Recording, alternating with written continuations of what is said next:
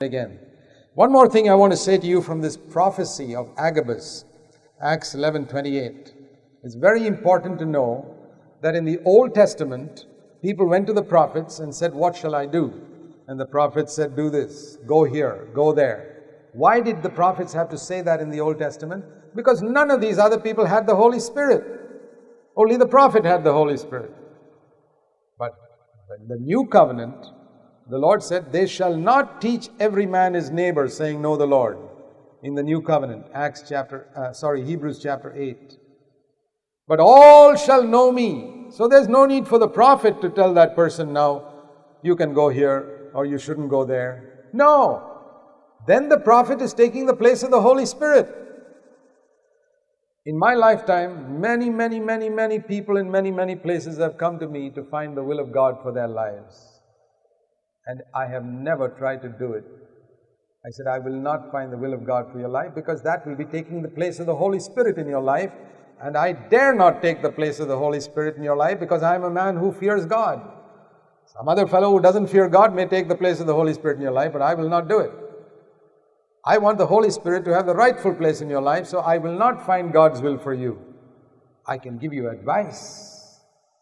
When you ask me, should I do this or should I do that, I can tell you with a certain amount of wisdom I've had walking with the Lord for so many years, these are the advantages, these are the disadvantages, consider this, consider this. So what should I do, brother? Think of all the things I told you, go and pray to God, and God will tell you whether you should take this job or travel here or not. Should I marry this girl? I say, I don't know. I can tell you what I know about this girl or what I know about this boy.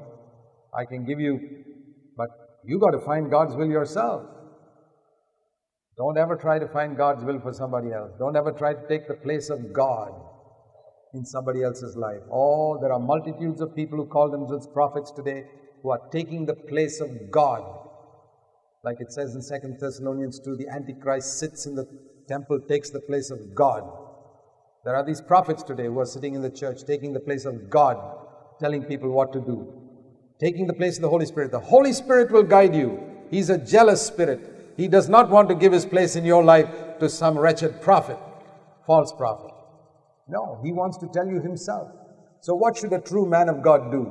A man of God should give you advice, show you the advantages, disadvantages, and point you to the Holy Spirit. What did Agabus do here?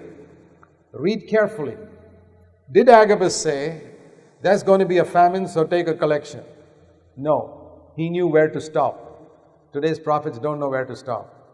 He said there's going to be a famine, full stop. That's all.